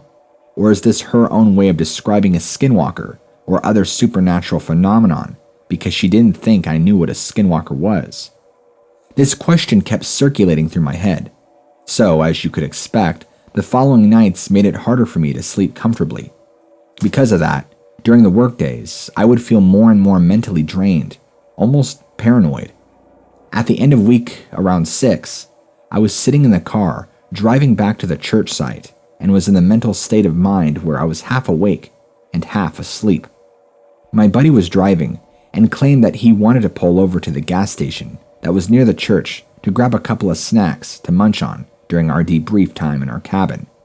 Since I was too tired to argue, I said fine and laid my face against the window and tried to doze off for a while waiting for my friend. However, I had the weirdest feeling that I was being watched. So naturally, I opened my eyes and looked out the window. I saw nothing. However, when I turned my head, out of the corner of my eye, I thought I saw a white figure, just as the woman described previously. I looked back and nothing was there. But I swear I saw something. Since it was beginning to get darker outside, I quickly sat up in my seat to readjust my vision. But when I looked back out the window, it was almost as though the figure had vanished. Perplexed, I stepped outside the car and looked around, but there was no trace of a creature even existing. My buddy comes back to the car and questions what the heck I was doing. Debating whether or not I should tell him, I decided to just say, "Oh, I'm just getting some fresh air. Let's head out." The following days have been even worse for me. My mood is getting worse. I'm feeling way more paranoid that something is out there. And at night, I can almost swear that I hear a scream in the far distance. Everything outside just looks 100 times scarier too, because there's barely any outside light besides the moon. So everything has more of an exaggerated appearance. But believe me, I know I sound crazy, but the worst part is that if I tell anyone, they'll think I'm crazy too. So I've been debating whether or not I actually saw the werewolf or skinwalker the lady described, or if it was just maybe my tired eyes playing tricks on me. I hope someone can find some sort of answer to this mystery.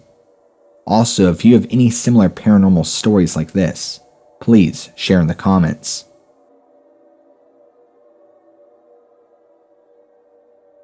For starters, I live up a tall mountain grade.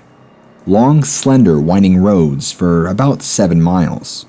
Just a small guardrail on the same side of the road. Very steep incline going up, with grass, lots of rocks, and the occasional deer. One night I was driving up it, and the moon was out in full, so the valley and the mountainside and everything was fully lit up. To my left, I saw this large black mass heading right towards the road down the hill. It was moving quick, almost gliding. I start to slow down in anticipation, because maybe it's a big deer or a bear. But then this thing jumps into the road, and then jumps over the guardrail to the right of me, further down the mountain. I only saw it for a second, but it scared the hell out of me, and I knew it wasn't natural. When it jumped out into the middle of the road, it landed directly in front of my headlights, so it was fully illuminated for just a second before it jumped over the guardrail.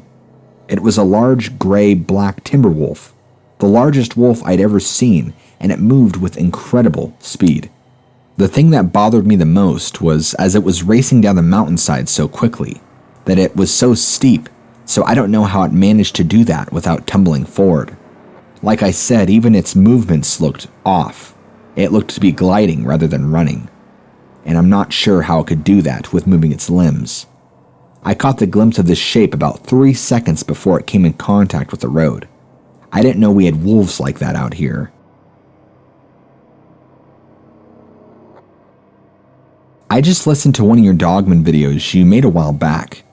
It was the one where the guy had grandparents that owned a large farm, and the grandfather would have to start sacrificing his cattle and livestock by tying them up on the far side of the farm to keep these dogmen at bay. My grandparents owned a big ranch in California that they would do very similar things. I don't remember much about it because I was younger, but I do remember my grandparents every week or so. Well, maybe it was more than that, but I know it was often. They would take one of their cattle and take it out to a very specific spot far into the backwoods on my grandparents' ranch and leave them there, only one at a time. They would disappear and be gone. My grandfather would do this often, and he would alternate between cattle, pigs, goats, whatever he could find. He was constantly getting new livestock, and I never knew why at the time. Come to find out when I was older, and he had a couple of drinks and loosened up, that he'd been dealing with a predator problem that was much worse than a mountain lion or a coyote. That these animals were coming in and taking his cattle and other livestock whole. He would never tell me what it was. I remember asking him, and he still wouldn't tell me. He just explained to me that it was stuff of nightmares, and things a young boy like me at the time should never see. I had no idea what that meant. This is why they sacrificed their livestock to ensure their other livestock stayed alive. I still remember that conversation well, even when I was 15. Grandfather and grandmother passed just about 4 to 5 years after that, both having massive heart attacks due to being heavy smokers. That was pretty much that. And then I heard in that episode you released and I connected the dots. I had no idea there were other farmers out there that have to do the same stuff. I couldn't tell you if he had heard any howls or seen anything weird, but my grandfather acted strange when we would talk about it. A kind of strange where you know somebody knows something that bothers them, but they won't tell you what it is.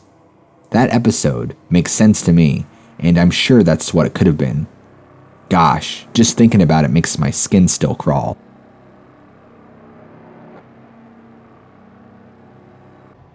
My girlfriend and I decided one day last summer to go hiking at the closest trailhead near where she lived.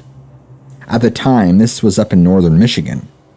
Both of us at the time knew nothing of the so-called dogmen and weren't into such hoaxes or stories of animals like that. Now, her and I aren't so sure, and have both become much more receptive to these types of experiences that people claim to have had. My woman and I went up to the trailhead near where she lived. This would have been the Manistee River trailhead. It's like a mile loop or something. Actually, I think it's 10 miles.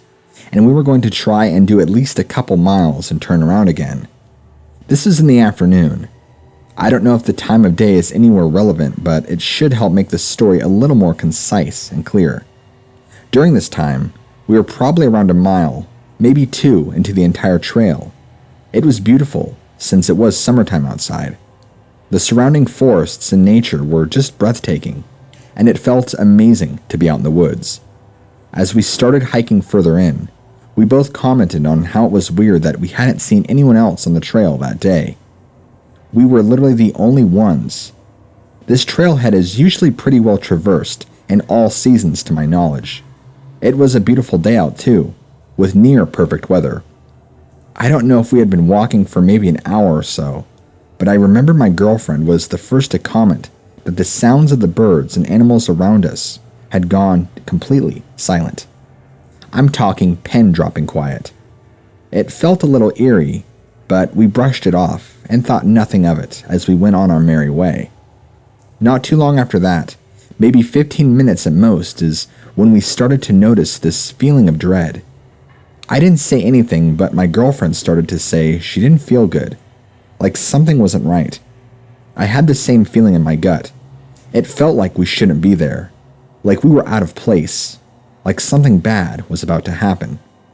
I slowed my pace and began looking around, searching all of my surroundings. Nothing. Nothing even looked out of place, and I didn't see anyone ready to jump out with an axe and get us.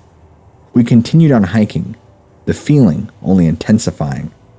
We kept a good view on our surroundings, and we never did see anything at this point. It's no wonder we kept on pursuing. It might sound incredibly dumb to have kept pushing forward, but we just thought our intuitions were off. Maybe another 10 minutes later, and we see this older gentleman coming towards us from the opposite direction. His pace is incredibly quick, and he looked very distressed. About 20 feet away from us, he signaled to us and asked us if we planned on continuing the trail loop. My woman and I shared confused glances as he quickly explained that there's a dogman further up on the trail stalking him, and he's leaving, and we should too. Before we could even respond, he's walking back the way we came, yelling to us nonsense, that he didn't think they were up this part of the trail and this part of the state, and we need to leave. We were just kind of confused and shocked at his reaction, thinking he was somewhat crazy. But was he? We had never heard of a dogman, had no idea at the time that this was something that to be afraid of, but we both had this ominous feeling in the pits of our stomach. That we could not deny. Something was going on. Maybe somebody was pulling a prank on us. We weren't sure. This was all weird at the time. I remember asking her, "What's a dogman?" since I wasn't a Michigan state native. What did he mean by this part of the state? We had stopped to question what we wanted to do. I decided right then and there that we were fine and we should push a little further before turning around for the day. I think we had made it a good 3 miles, might be more. It seemed at the time that my girlfriend didn't really want to push forward, but felt obligated because I wanted to. I tried my best to make her feel safe, that we would be fine with nothing bad happening. This is the part where my mind was drastically changed. We get to this part in the trail, and we start hearing this low rumbling noise. I stop in my tracks to try and listen to this sound that is now very audible with the silent forest around us. Within a second, I am fully able to process the sound and realize it's actually a low growl coming from the trees to my right. Through the brush and off behind a tree, clear as day, was this German Shepherd-looking dog, only high up. Well, I should say at least the head was. Way past my head is staring down at me, growling and baring teeth. This head had to have been at least 8 or 9 feet off the ground. I'm 6'1", and I had to look up to look at this thing. It was this massive, massive dog head, the size of a lion's head easily, but I couldn't see the body. There was too much brush obstructing any view I had. I could see the head, and it was staring right at my girlfriend and I. We both take off sprinting back the way we came. This is where things got worse. I realized as we were running that not only were the woods still dead of any normal animals and sounds, and there were no other people on the trail, but the worst of all was that there were sounds coming on both sides of the trail, off in the brush. We began hearing crashing, breaking of branches. It sounded like multiple large animals were paralleling us on the trail, on both sides. This occurred almost the entire sprint, all the way back to the trailhead entrance, where we fled for our lives. Running back to the car was honestly such a blur looking back. I don't even know how we were able to run so much as we did. At some point down the trail, I stopped hearing all the crashing and brush breaking behind and beside.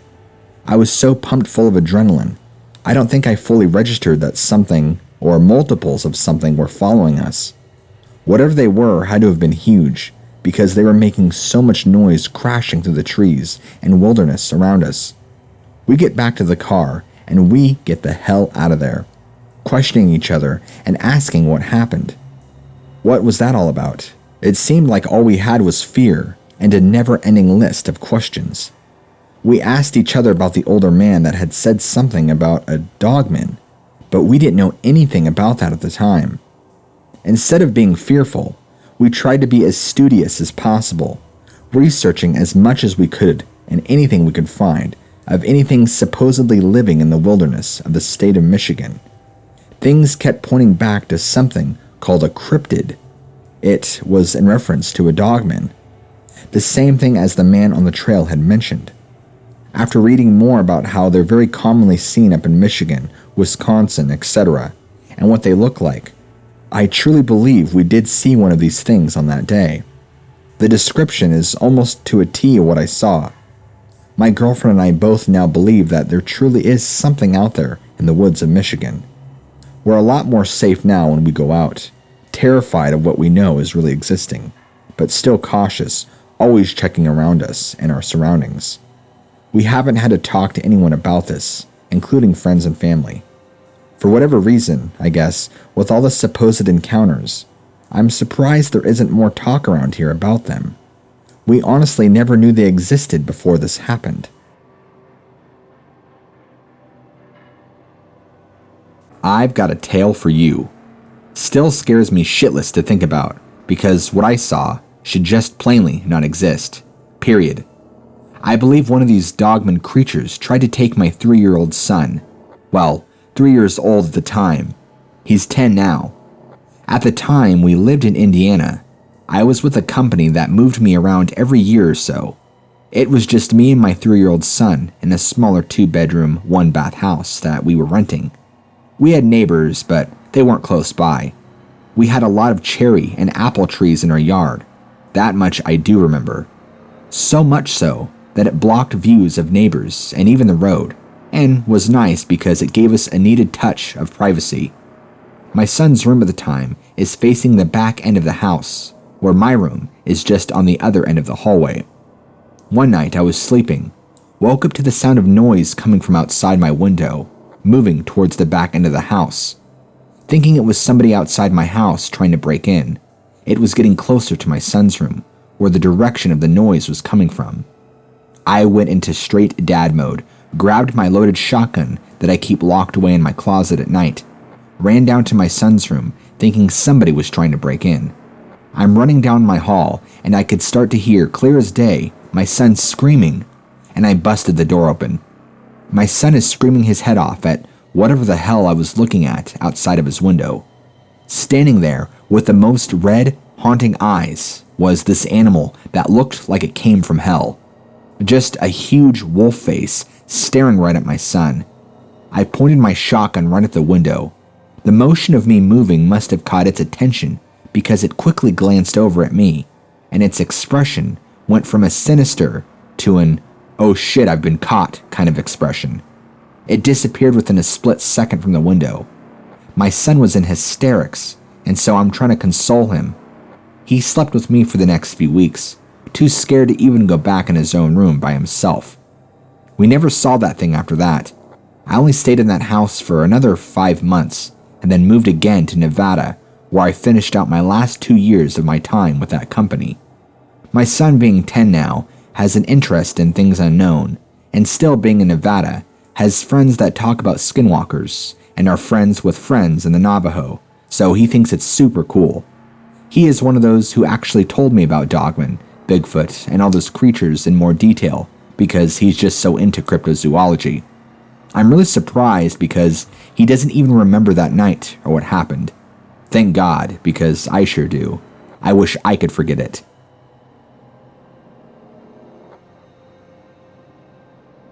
I'm not a believer in anything that we can't see with our own eyes. I usually need substantial amounts of evidence if anyone is to make substantial claims. Rightfully so. This event that I'm going to relay to you, however, was a little unorthodox, so to speak. I've never been so creeped out by what I was told and what I saw. I kept it to myself to keep from inciting panic, but I have no idea what I believe it was. I do believe that it wasn't normal, and it was something different. Different meaning I'm not sure exactly. Let me preface with every September, my family has this big get-together at my uncle's property, which extends very far out in the middle of nowhere, basically.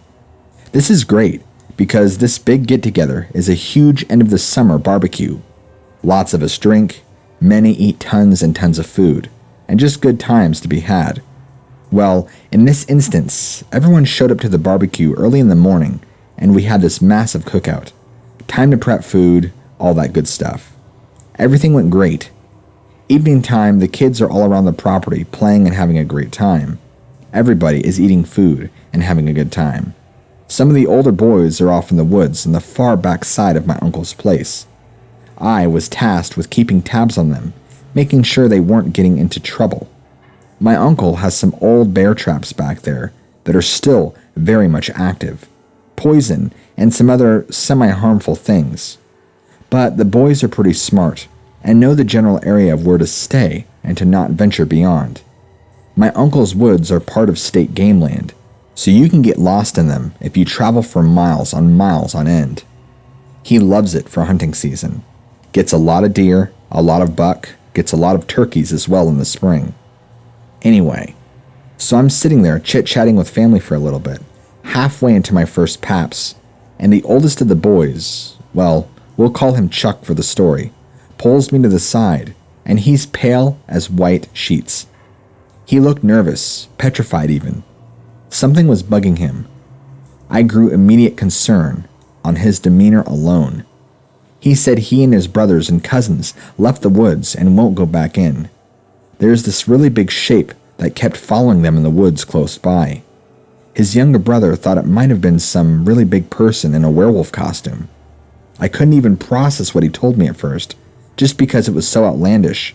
I kinda laughed it off nervously. They must have been seeing things. I told him to just stay out of the woods for now, and to leave it be. He didn't say much. Now, Chuck is the oldest of the boys.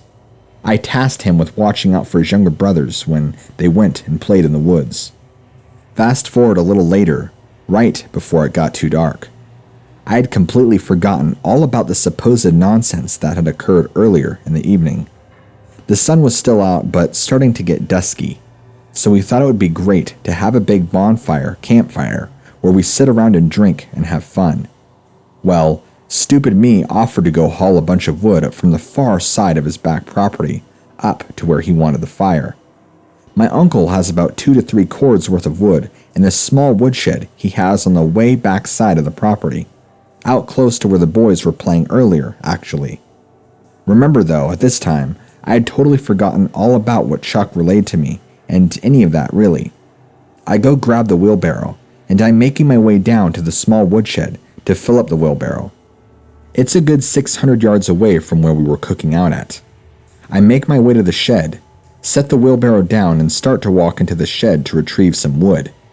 As I do this, I'm hearing brush move around and dead bramble being stepped on. You know, that kind of crunch sound when you step on dead thorns? That's what I was hearing, like someone moving around in these trees just outside the shed.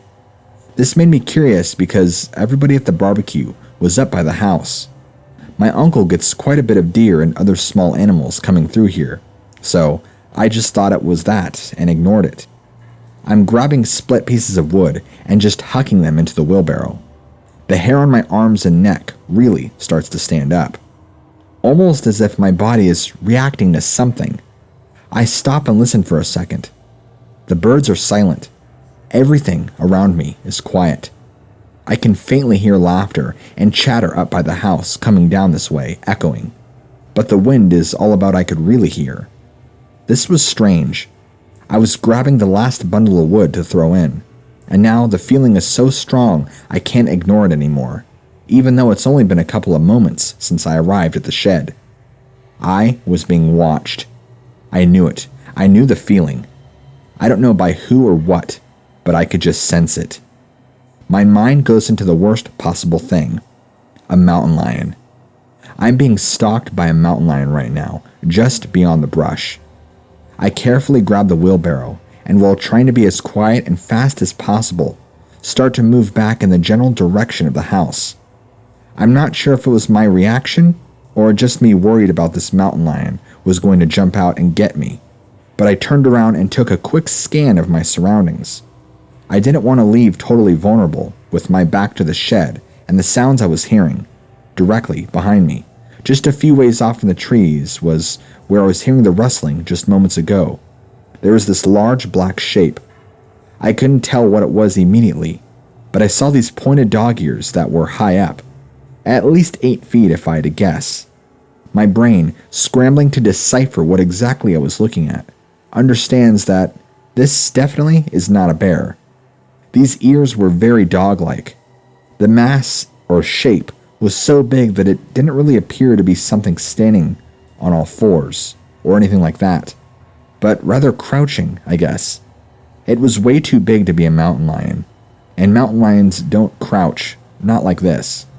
My brain just couldn't register what it was, but every fiber of my being was screaming at me to haul ass back to the house now. I should clarify that I couldn't really see any vivid details of this thing because of the brush and trees, but I could see that there was a large shape watching me. Like I said, I also saw the tall ears. You know, I really don't have an explanation for it. Maybe it was some unknown animal. I guess you can take what I say with a grain of salt, but I don't know. The way my body reacted to the presence of this thing was odd. The way everything went quiet. It bugs me. It tells me something wasn't right. You always should trust your gut instinct. And my gut instinct had nothing good to say about what was watching me. I could feel it watching me. The whole thing just felt wrong. It felt off. I don't think it was any kind of animal I know, but no animal I know gives off feelings like that. The only reason anything would ever go so quiet like that is because there is an alpha predator nearby. But this thing was so big. Could it have been an alpha predator? It was easily the size of a bear, but wasn't a bear based on shape alone. That also doesn't quite explain the canine-like ears I saw. The only thing I could sum up all of this was that it wasn't normal. I don't know what it was, and I'm a firm believer in science, but this was just something I can't explain. Take it what you will.